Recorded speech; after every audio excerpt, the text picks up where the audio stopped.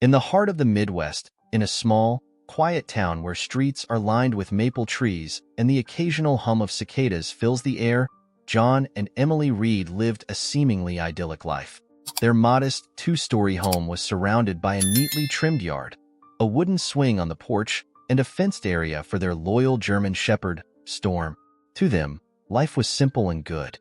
They had each other, their 3-month-old baby Michael, and Storm, the dog who had been with them for years, a true member of the family. Storm wasn't just any dog. He was special. John had rescued him as a pup from a local shelter 5 years ago. The German Shepherd had a temperament that was both nurturing and fiercely protective, traits that had only deepened since Michael's arrival.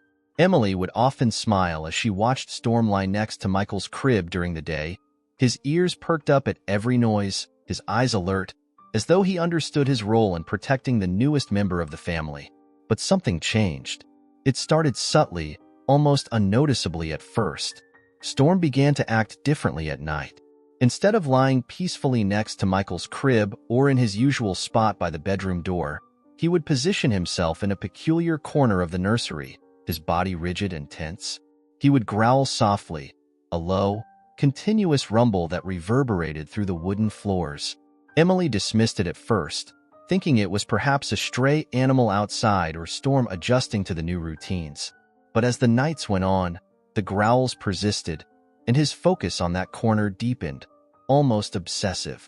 "John," Emily whispered one night, her voice tinged with unease as they stood outside the nursery door. She peered in, her eyes falling on Storm, who was once again stationed in the corner. His eyes darted between the crib and the wall, his growls steady. "He's doing it again." John scratched his head, his brow furrowing. "Maybe he's just being protective. You know how he gets. Could be a raccoon outside or something. I'll check tomorrow." Emily wasn't convinced. "It's not just a one-off, John. It's been nearly 2 weeks now. Something's bothering him, and it's not outside. It's in here." John sighed, placing a reassuring hand on her shoulder. "I'll go in. Let me see if he calms down." As John stepped into the dimly lit nursery, illuminated only by the soft glow of a moon-shaped nightlight, he couldn't help but notice the tension in the air. Storm didn't take his eyes off the corner. His growl intensified slightly as John approached, but he quickly stopped when John knelt down beside him. "What is it, boy?"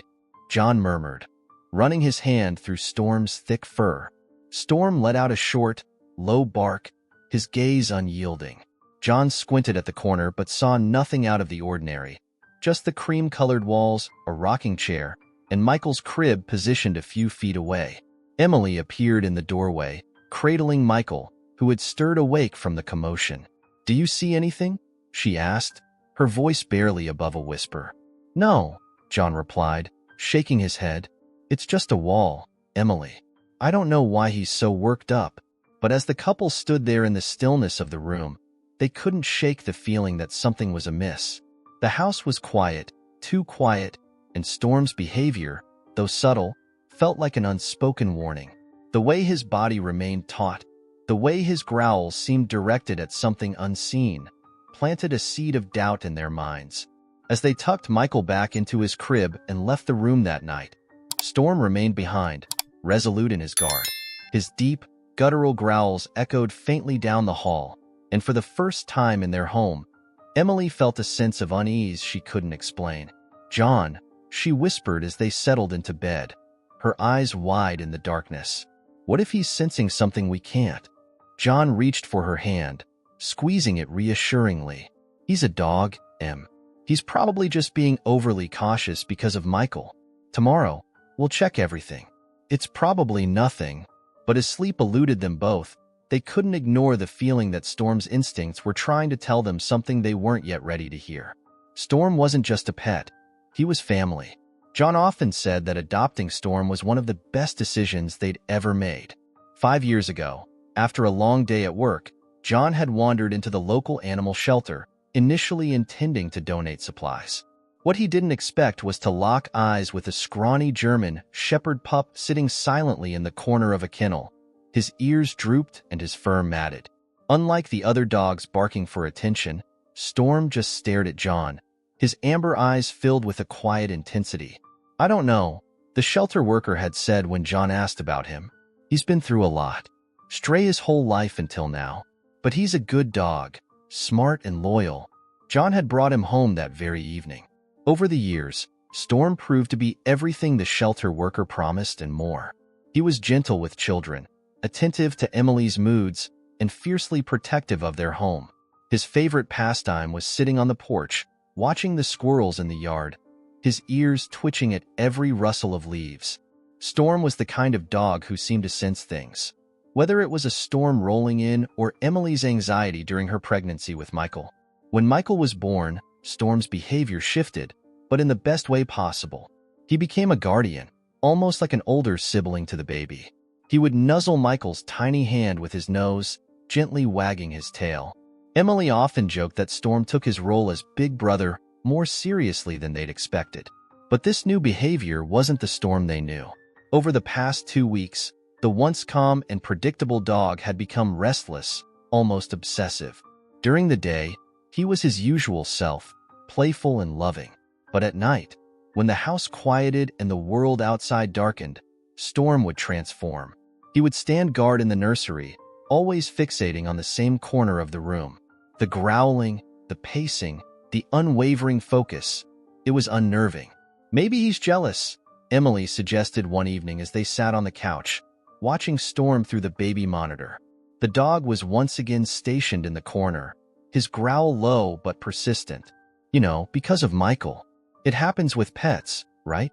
John shook his head, setting his coffee mug down on the table. Jealous? Of what? He's been great with Michael since day one. He's never acted out like this before, Emily sighed, pulling her blanket tighter around her shoulders. Then what, John? Dogs don't just start acting like this out of nowhere. Maybe he's sick. John considered this. I'll call Dr. Hayes in the morning. We'll get him checked out. But, honestly, he doesn't seem sick. It's like, I don't know. It's like he's trying to tell us something. Emily's voice grew softer, tinged with worry. What if he is? You hear stories, don't you? About dogs sensing things humans can't? Gas leaks, intruders, even. Don't go there, John interrupted, his tone firm but not unkind. Let's not scare ourselves. We'll figure it out. The next day, John took Storm to Dr. Hayes, their trusted veterinarian, who had cared for him since they brought him home. The clinic smelled of antiseptic and wet fur, a familiar environment for Storm, who wagged his tail and greeted the staff despite his recent nocturnal vigilance. Dr. Hayes conducted a thorough examination, checking Storm's eyes, ears, and joints, and even running blood tests to rule out any underlying issues. He's in perfect health, Dr. Hayes declared, scratching behind Storm's ears. Whatever's going on, it's not physical. Sometimes dogs develop anxiety or behavioral quirks, especially with changes in the home. Any new stressors? John hesitated. Well, there's Michael. He's 3 months old now, but Storm's been great with him. It's just at night. He gets fixated on this one corner of the nursery. It's weird. Dr. Hayes nodded thoughtfully. Dogs are creatures of habit, but they're also highly intuitive.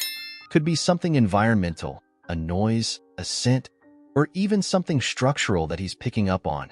I'd keep an eye on him and see if it continues. When John returned home with Storm that afternoon, he relayed the vet's findings to Emily. He's fine, John said, though the worry in his voice betrayed him. Dr. Hayes thinks it might be something in the house, a smell or noise we're not picking up. Emily frowned, glancing at the nursery through the hallway. Then we need to figure out what it is. I don't want Michael sleeping in there if something's wrong. That night, as they prepared for bed, Emily lingered in the nursery, watching Storm as he resumed his post in the corner. She knelt beside him, her hand resting on his sturdy back. "What is it, boy?" she murmured, her voice barely audible. "What are you trying to tell us?" Storm didn't move. His amber eyes remained locked on the corner, his body stiff. For the first time, Emily felt a chill run down her spine, not from the cold but from the unsettling thought that maybe Storm wasn't just imagining things. The unease between John and Emily grew like a shadow creeping through their once peaceful home. Nights were no longer serene. Each evening, as they placed Michael in his crib, they found themselves on edge. their eyes constantly drifting to the corner of the nursery where Storm held his steadfast vigil. Something was wrong. They just didn't know what. "All right," John said one morning over breakfast, his tone decisive. "I'm going to check the nursery from top to bottom today. There's got to be a logical explanation for all this." Emily glanced at him over her coffee mug, cradling it in both hands. "What exactly are you looking for?" "We've lived here for years, John. If something was wrong with the house, wouldn't we have noticed by now?" "Not necessarily," John replied. "Houses settle. Things shift. It could be something small, a draft, a loose board, pests. I don't know. But I'm not just going to sit around and ignore it." Later that afternoon, as sunlight poured through the nursery window, John got to work. Storm, ever vigilant, followed him closely, his tail wagging slightly but his posture still tense. Armed with a flashlight and a toolbox, John meticulously inspected every corner of the room. He checked the windows for drafts, tested the locks, and examined the floorboards for signs of creaking or rot. He even moved the furniture to look for any signs of small animals that might have made their way inside. "Anything?" Emily asked from the doorway, holding Michael against her chest. Her voice carried a hopeful edge, though her face betrayed her doubt. John sighed, sitting back on his heels. "Nothing. The windows are sealed, the walls are solid, and there's no sign of mice or anything like that. It's just a room." Emily bit her lip. Then why is he acting like this? She glanced down at Storm, who was once again positioned in the corner, his body rigid, his nose pointed toward the wall. "John, what if it's something we can't see? Like mold or something dangerous?" "Maybe," John admitted, though the thought made him uneasy. "But I didn't see anything like that either. No discoloration, no smell. We'd notice if there was mold." Emily hesitated. "What about the roof? Could there be a leak we're not seeing?" John stood and brushed his hands on his jeans. "The roof's fine. We had it inspected last fall, remember? Look, I'll call someone tomorrow, just to be sure. A professional will know if there's something I missed." That night, Emily couldn't shake the sense of dread that had taken root in her chest. As she rocked Michael to sleep, she watched Storm out of the corner of her eye. His growling had lessened, but his posture remained alert. When Michael finally drifted off, she placed him gently in the crib and turned to the corner. "Storm," she whispered, kneeling beside him. "What is it, boy? What's bothering you?" Storm glanced at her briefly before returning his gaze to the wall. His ears twitched, and his nose quivered slightly, as if he were catching a scent only he could detect. Emily reached out to touch the wall, running her fingers over the painted surface. It felt cool to the touch, but nothing unusual. She sighed and sat back on her heels, staring at the corner alongside Storm.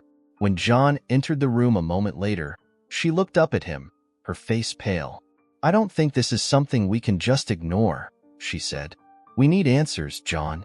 I can't keep putting Michael to sleep in here. Not with Storm acting like this."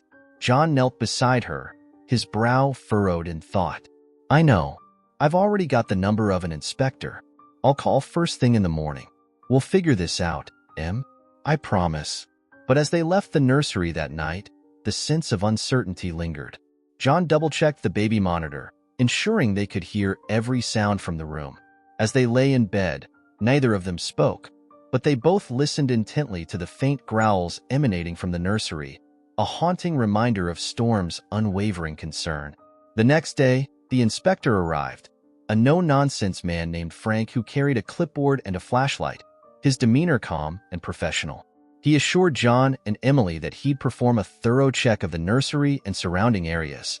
"It's probably nothing," Frank said as he began his inspection, his voice muffled as he knelt to examine the floorboards. "But you never know with these older houses. Sometimes it's the small things that can cause the biggest problems."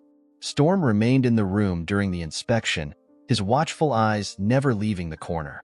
Frank noticed the dog's behavior and raised an eyebrow. "He's really fixated, isn't he?" "Yeah," John replied, arms crossed. "That's what's got us worried." "He's been acting like this for weeks now." Frank nodded thoughtfully and continued his work, tapping the walls, shining his flashlight into every nook and cranny. Hours passed, and while Frank found no immediate signs of structural damage, He didn't dismiss their concerns. Sometimes, he said as he packed up his tools, dogs pick up on things we can't. Could be something as simple as a faint draft or as complex as vibrations in the walls from external sources. I didn't find anything dangerous, but I'd recommend keeping an eye on things. Let me know if the behavior continues. It was hardly the reassurance John and Emily were hoping for. As Frank left, Storm returned to his post in the nursery, his growls resuming with renewed intensity. The mystery deepened, and with it, so did their unease. Something was wrong. They just didn't know what. Another restless night loomed as John and Emily prepared for bed. The day's inspection had brought no relief. Storm, ever the loyal guardian, remained in his spot in the nursery, his low growl a haunting sound that now felt like part of the nightly routine. Emily, carrying Michael in her arms, hesitated before placing him in his crib. "I don't like this," she whispered, glancing at Storm, who stood stiff and alert. His growl softened as she moved near him, but didn't stop entirely. "It's like he knows something we don't." John, leaning against the doorframe, rubbed the back of his neck. "I know, Em. I feel it too. But Frank didn't find anything, and the vet says he's fine. I don't know what else we can do." Emily's voice tightened. "What if we're missing something? What if this isn't just Storm being overly cautious? What if this is a warning?" John walked over and placed a reassuring hand on her shoulder. "I'll keep looking, okay? We'll figure this out. But for now, let's try to get some rest." Later that night, as the house settled into uneasy silence, Emily woke to the sound of Michael stirring. Groggily, she checked the baby monitor. He wasn't crying, just a few soft whimpers, but she decided to check on him anyway. Slipping out of bed, she pulled on a robe and shuffled down the hall to the nursery. The room was dim, lit only by the soft glow of the nightlight. Storm was exactly where she expected him to be, standing firm in the corner, his gaze piercing the wall. But something else caught her attention this time. As she stepped closer to the crib, she felt it, a faint, icy breeze brushing against her face. "What the?" Emily muttered, instinctively wrapping her robe tighter around herself. The nursery was always cool, but this draft was different, sharp, unnatural. She moved toward the corner where Storm was fixated, her heart pounding as she pressed her hand against the wall. The surface was cold, colder than it should have been for an interior wall. "John," she called softly, not wanting to wake Michael. "John, get in here." Moments later, John appeared in the doorway, his hair disheveled and his face lined with exhaustion. "What's wrong?" he asked, stepping inside. "Feel this," Emily said, motioning to the corner. "There's a draft coming from here." John furrowed his brow and placed his hand on the wall. His expression shifted immediately. That's freezing. Where is it coming from?" Emily gestured toward the crib. "Look at the mobile." The small, star-shaped mobile hanging above Michael's crib was spinning ever so slightly, as if propelled by a faint breeze. John stared at it, then back at the wall.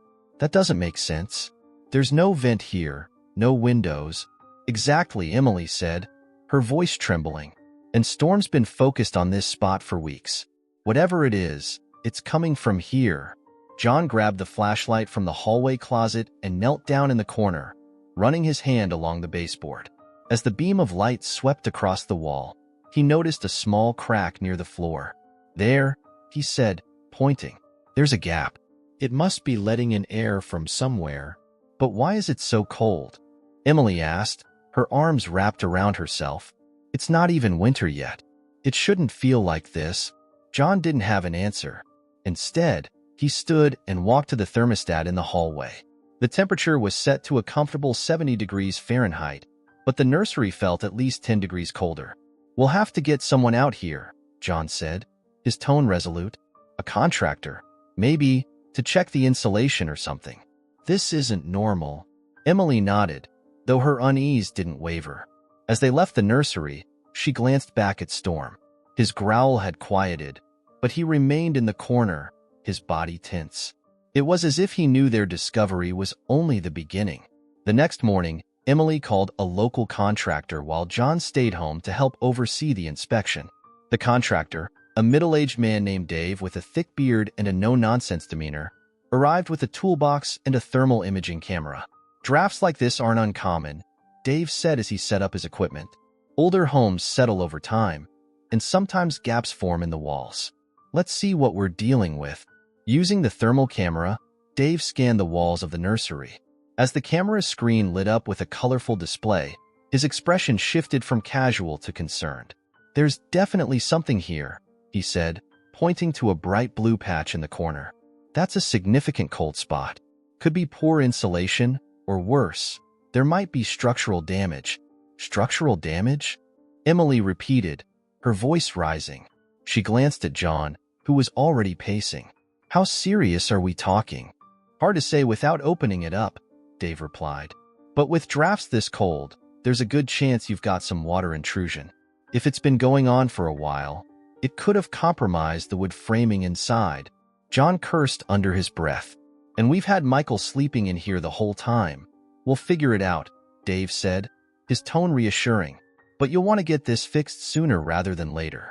Water damage doesn't wait. It only gets worse." As Dave packed up his tools, John and Emily stood in the nursery, staring at the corner. Storm sat beside them, his gaze steady as ever. For the first time, John reached down and scratched the dog behind the ears. "Good boy, Storm," he said quietly. "You knew something was wrong, didn't you?" Emily's eyes welled with tears as she looked at their loyal dog. "He's been trying to protect us this whole time," she said, her voice trembling. "And we didn't even realize it." Storm wagged his tail faintly, his watchful eyes still fixed on the corner, as if to say the danger wasn't over yet. The tension in the Reed household was palpable. After Dave's visit, John and Emily knew they couldn't delay addressing the issue any longer. The revelation of potential structural damage, coupled with the unexplained cold draft, left them feeling vulnerable in their own home, a place that was supposed to be safe for Michael. First the contractor, now a home inspector, John muttered as he dialed the number. "We're running out of people to call." Emily stood nearby, bouncing Michael lightly in her arms to soothe him. "We have to be thorough, John. If there's something wrong with this house, I need to know it's safe for Michael. For all of us." The next morning, a sharp knock on the door announced the arrival of Alan Sanders, a seasoned home inspector with over 20 years of experience. He was a tall man with salt and pepper hair and a calm demeanor that instantly put Emily at ease. Dressed in a navy work jacket and carrying a clipboard, Alan stepped inside and shook John's hand firmly. "Morning, Mr. and Mrs. Reed. I understand you've got some concerns about a draft in the nursery?" John nodded, gesturing toward the stairs. "Yeah, and the contractor we had here yesterday thinks there might be water damage or worse, structural problems. We need to know exactly what we're dealing with." "Understood," Alan said, his voice steady. "I'll give the whole house a thorough once-over. Let's start in the nursery." As they ascended the stairs, Storm followed closely, his nails clicking against the hardwood floor. Alan raised an eyebrow at the dog's presence. "I hear this guy's been acting as your early warning system," he said with a small smile. "You could say that," Emily replied, glancing down at Storm. "He's been fixated on one corner of the nursery for weeks now. That's what tipped us off something might be wrong." Alan nodded thoughtfully. Dogs have incredible instincts. They can pick up on subtle changes in their environment, things we'd never notice. In the nursery, Alan wasted no time. He began by scanning the walls with his moisture meter, a handheld device that emitted soft beeps as he moved it along the surfaces. As the device neared the problematic corner, the beeping grew faster and louder. "Definitely moisture here," Alan said, jotting notes on his clipboard. "Let me take a closer look." Using a small drill, Alan extracted a core sample from the wall, revealing damp insulation and signs of mold. Emily's stomach churned at the sight, and she instinctively held Michael tighter. "How bad is it?" she asked, her voice trembling. Alan sighed. "There's significant water intrusion here. Judging by the extent of the dampness, it's been going on for months, maybe longer. It looks like it's coming from the roofline above this corner." Spring rains probably exacerbated the issue. John clenched his fists, his jaw tightening. "And the structure? Is it compromised?" Alan hesitated before answering. "It's hard to say without opening up the wall completely, but there's a good chance the wood framing has sustained damage. If the water has been pooling, it could lead to rot or even instability in the support beams. Emily's hand flew to her mouth. And we've been letting Michael sleep in here. Her voice broke, tears welling in her eyes. Alan placed a reassuring hand on her shoulder. It's good that you caught this now. I've seen worse cases where families didn't realize the extent of the damage until it was too late. You've got time to fix it before it becomes a major safety issue. Storm let out a soft bark, as if to echo Alan's sentiment. He stood by the corner, his tail wagging slightly, but his body still tense. I'll also check the rest of the house, Alan continued. If there's water intrusion in one spot, there could be more elsewhere. Better to be thorough. For the next 2 hours, Alan moved methodically through the house, inspecting the attic, basement, and exterior. John and Emily followed closely, their anxiety mounting with each new observation. Alan found no additional damage, but his report on the nursery was sobering. Severe water intrusion, potential structural rot, and mold that needed immediate remediation. As Alan packed up his tools, he turned to the Reeds with a serious expression. You're looking at a fairly extensive repair job here. You'll need to bring in a specialized contractor for the structural work and a mold remediation team for the nursery. It's not going to be cheap, but it's absolutely necessary. John nodded, his face grim. We'll do whatever it takes. I just want my family to be safe. Alan offered a small smile. You're making the right call. And you've got quite the guardian there. He gestured towards Storm, who sat quietly by Emily's side. Most people wouldn't have noticed something like this until it was too late. After Alan left, the weight of the situation settled heavily over the Reeds. Emily sat on the couch, holding Michael close as he dozed in her arms. Storm lay at her feet, his head resting on his paws, but his eyes still alert. John sat beside her, running his hands through his hair. I feel like I failed you both, he said quietly. Emily shook her head, tears slipping down her cheeks. You didn't fail us, John. We didn't know. But Storm, he knew. He's been trying to protect Michael this whole time. John reached down to scratch behind Storm's ears, his voice soft. You're a good boy, Storm. You've been looking out for us when we didn't even realize we needed it. Storm let out a quiet huff, his tail wagging faintly. For the first time in weeks, Emily felt a small glimmer of hope. They had a long road ahead, but with Storm's instincts guiding them, she believed they'd find their way to safety. The following morning, Emily stood at the kitchen counter, staring at a steaming cup of coffee she hadn't touched. Michael sat in his high chair, gurgling happily, blissfully unaware of the tension hanging in the air. John entered the room, his phone pressed to his ear. He gave her a nod, mouthing, "They'll be here today." After hanging up, John sat at the table, rubbing his temples. The contractors can start the assessment this afternoon. They'll need to open up the walls in the nursery to see the extent of the damage. Emily nodded, glancing at Storm, who lay at Michael's feet, his watchful eyes fixed on the baby. We should set up Michael's crib in our room for now, she said, her voice steady but tired. Until this is resolved, I don't want him in there. Agreed, John replied. Let's clear the nursery before they arrive. By the time the contractors, led by a no-nonsense foreman named Greg, arrived, the nursery had been emptied. The once cozy room now felt stark and cold, its emptiness amplifying the sense of foreboding that had taken root in the house. Greg greeted the Reeds with a firm handshake. We'll do a thorough assessment, he assured them. If there's rot or structural damage, we'll find it. The team began by cutting into the corner of the wall where the draft had been strongest. As the drywall came down, Emily watched from the doorway, her arms crossed tightly over her chest. Storm sat at her side, his body tense, his ears perked as though he was waiting for confirmation of what he'd known all along. Here we go, Greg muttered, shining a flashlight into the exposed space. The wooden beams behind the drywall were darkened with moisture, and parts of the wood crumbled under his touch. You've got significant water damage here. These beams are compromised, probably from a leak in the roofline. I'm surprised the drywall didn't collapse under its own weight. John, standing beside Greg, clenched his fists. How bad is it? Can it be fixed? Greg straightened, wiping his hands on his jeans. It's bad, but it's fixable.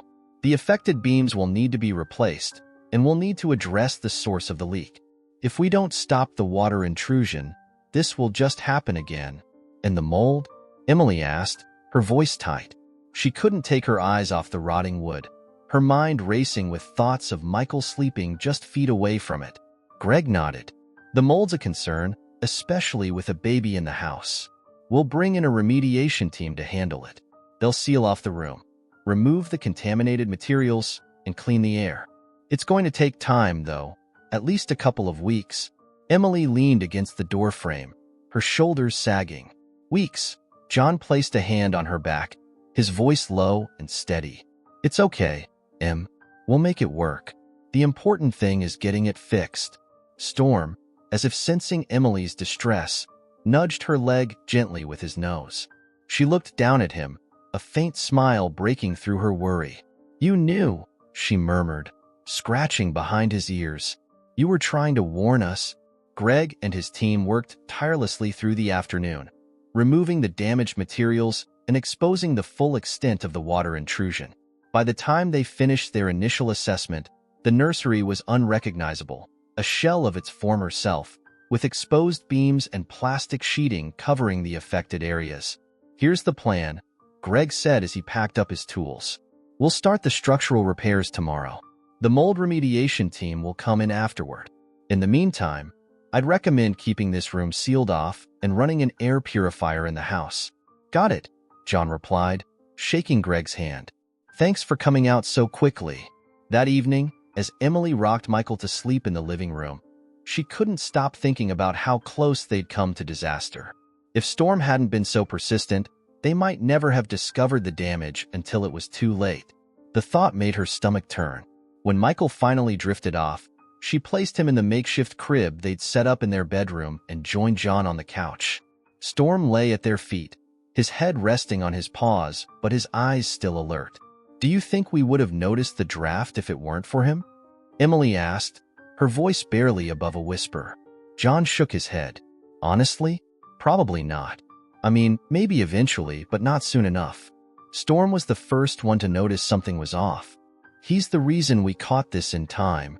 Emily reached down to stroke Storm's fur, her voice trembling with emotion. He saved us, John. He saved Michael. John nodded, his expression somber. Yeah, he did. And we owe him everything for that. As the night wore on, the Reeds found themselves more grateful than ever for their loyal dog. Storm had been more than just a protector. He'd been a warning, a guide, and a guardian angel all rolled into one. The next morning, Greg and his team returned promptly at 8 a.m. Their trucks lined up in the driveway, loaded with lumber, tools, and materials. Emily peered out the window, Michael cradled in her arms, while John stood in the kitchen pouring coffee into 2 mugs. This is it, John said, placing one of the mugs on the counter for Emily. We'll finally get this fixed. Emily nodded, though her nerves were evident. I just want it done, John. I want Michael to have his nursery back, and I want this house to feel safe again. Storm sat at Emily's feet, his ears perked as though he too understood the gravity of the day. Since the repairs had begun, he'd shown less tension but still kept a wary eye on the nursery door. Greg greeted John on the porch with his usual calm, professional demeanor. Morning. We'll get started on the framing repairs first, replace the damaged beams, and seal up the leaks. Once the structure is secure, we'll hand it off to the mold remediation team. Sounds good, John said, shaking Greg's hand. Anything you need from us? Just stay clear of the work area, Greg replied. It's going to get noisy and dusty. If you've got anywhere else to be, it might be a good idea to head out for a bit. John nodded, glancing back inside at Emily. We'll keep out of your way. By mid-morning, the sound of hammers, drills, and saws filled the house. Storm remained uncharacteristically calm, lying near the living room doorway with his head on his paws, as though waiting for an all-clear. Emily tried to distract herself by playing with Michael and scrolling through her phone, but the commotion from upstairs made it impossible to ignore the reality of their situation.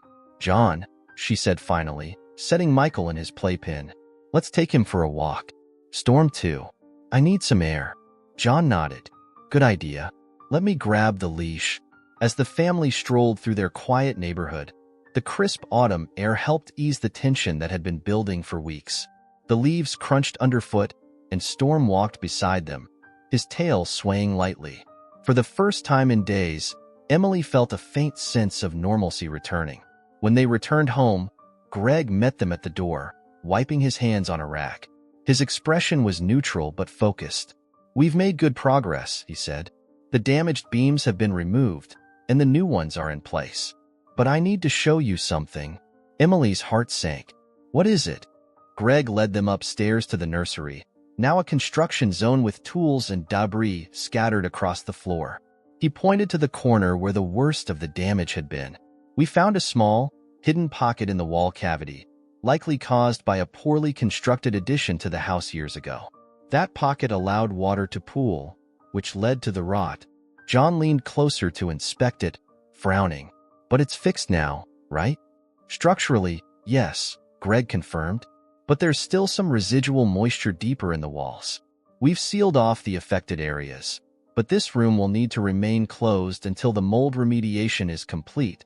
Emily crossed her arms, glancing at the exposed beams and sealed plastic sheets. "How much longer will that take?" "The remediation team is scheduled for tomorrow," Greg explained. "They'll clean everything thoroughly and ensure the air quality is safe before we close up the walls." Emily nodded, though the idea of Michael's nursery remaining off-limits weighed heavily on her. "Thank you, Greg. I know it's a lot of work." "It's what we do," Greg said with a reassuring smile. "You're making the right call addressing this now." That evening, the house felt quieter but not yet at peace. The construction noise had stopped, but the empty nursery and the lingering tension reminded them the ordeal wasn't over. Storm, however, seemed more relaxed than he had in weeks. He wandered the house freely, no longer glued to the nursery corner. "He knows it's being handled," Emily said as she watched him stretch out on the living room floor. John chuckled. "I feel like we should put him on the payroll. He's been better than any inspector we could have hired." Emily smiled but then grew serious. "I don't think I'll ever doubt him again.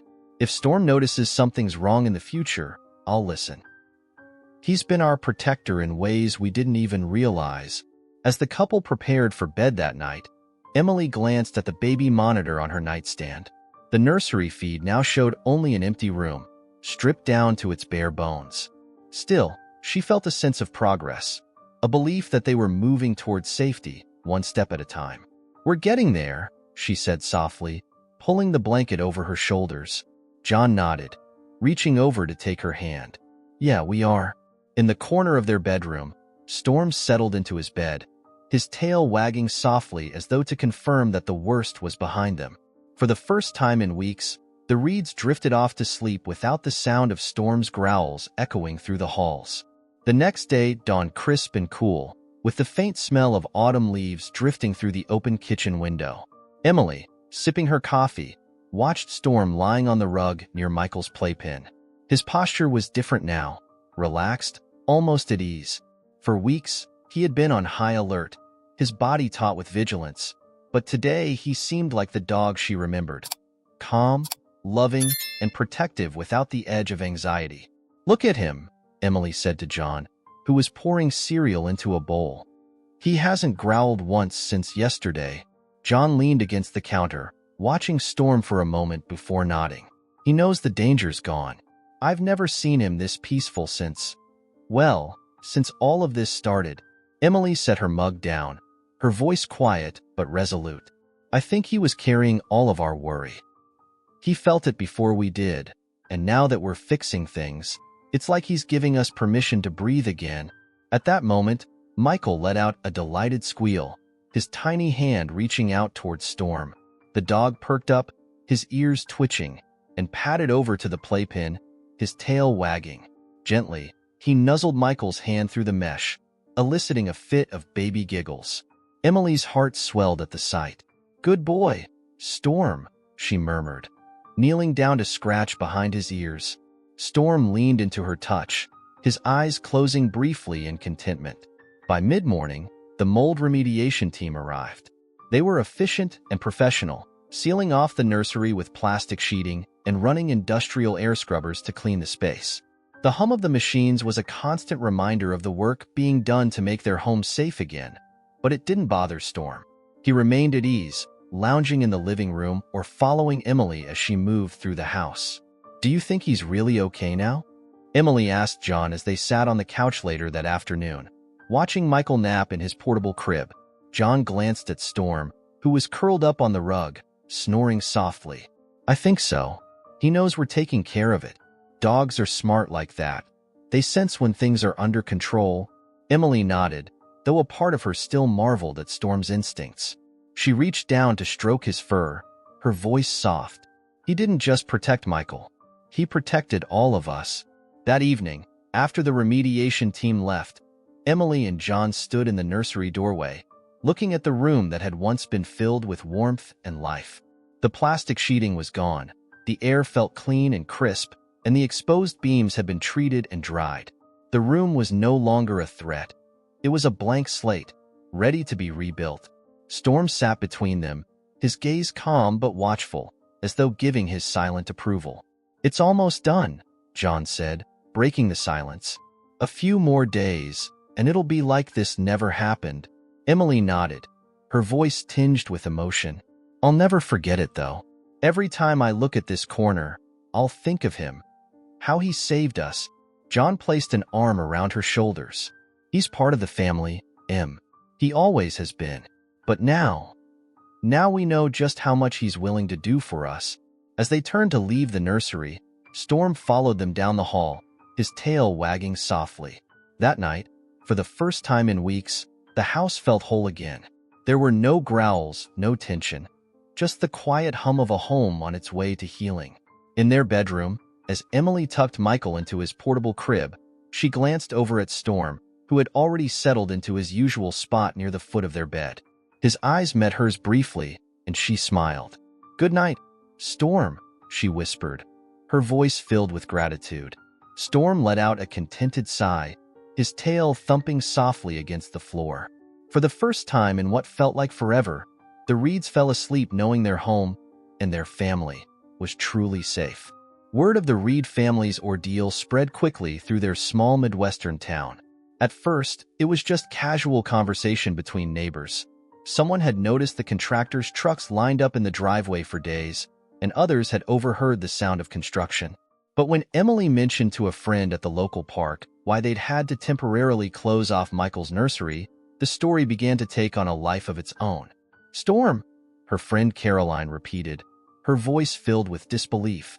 "You're telling me your dog knew something was wrong before anyone else did?"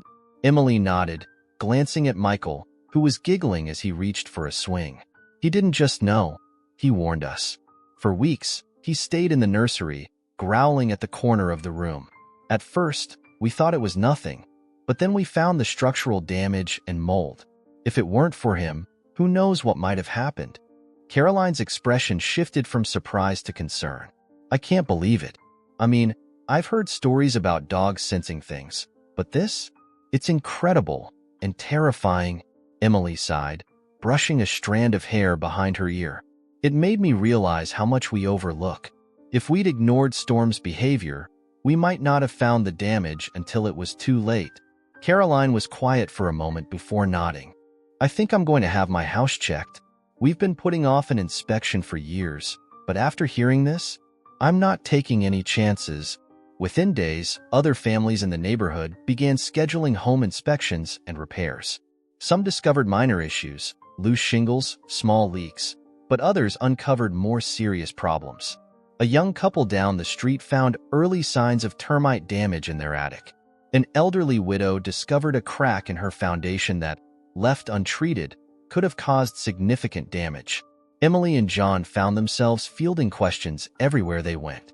At the grocery store, in line at the coffee shop, even during church services, neighbors approached them, wanting to know more about their experience and about Storm. "It's not just about our house," John explained to a small group of neighbors who had gathered at the local community center one evening. "It's about paying attention. We all think of our homes as safe, but problems can go unnoticed for years. If it hadn't been for Storm, we might have learned the hard way." The community's interest culminated in an invitation for the Reeds to speak at a town hall meeting. The event was hosted by the local homeowners association and focused on home safety and preventive maintenance. John, who had never thought of himself as a public speaker, agreed reluctantly, but Emily insisted it was important. "You don't have to make a speech," she told him. "Just share what we went through. People need to hear it." On the evening of the meeting, the small auditorium was packed. John stood at the front of the room, nervously clutching a note card with bullet points Emily had helped him prepare. Emily sat in the front row with Michael on her lap and Storm lying obediently at her feet, his presence drawing smiles and murmurs from the audience. "Good evening," John began, clearing his throat. "For those of you who don't know us, I'm John Reed, and this is my wife, Emily. We've lived in this town for years, but we never expected to be standing here, sharing this story with all of you." He paused, glancing at Storm, who was watching him intently. "This is Storm, our dog. He's more than just a pet. He's the reason my family is safe today." John recounted their experience, starting with Storm's unusual behavior and ending with the repairs that had saved their home. The audience listened intently, their expressions shifting from curiosity to concern to gratitude. "Storm knew something was wrong before we did," John concluded. "He noticed changes in the house that we couldn't see, and because of him, we found the damage in time. But what really stuck with me was the realization that we were lucky. Not everyone has a dog like Storm to warn them." After the applause died down, the audience began asking questions. One man wanted to know how to spot early signs of structural damage. A woman asked about the cost of repairs and whether homeowners' insurance would cover it. Another asked Emily for advice on how to recognize changes in their pet's behavior. By the end of the evening, John and Emily felt a renewed sense of purpose. Their story hadn't just been about sharing their experience. It had sparked a conversation that could help others protect their homes and families. As they packed up to leave, the town's mayor approached them, shaking their hands. "You've done more than share a story tonight," he said. "You've made people think about things they might otherwise ignore. And that's how communities grow stronger." In the weeks that followed, several local families credited the Reeds and Storm with helping them avoid potential disasters. Emily couldn't help but feel a swell of pride every time someone mentioned how Storm's instincts had inspired them to take action. "Good boy, Storm," she whispered one evening as she knelt beside him. "You didn't just save us. You helped everyone." Storm wagged his tail, his eyes calm and content, as though he understood the depth of her gratitude. Weeks turned into months, and life in the Reed household finally began to return to normal. The nursery, once a shell of its former self, was now fully repaired and even more welcoming than before. The walls had been repainted a soft pastel blue, and a new crib sat against the far wall, adorned with a mobile of stars and clouds.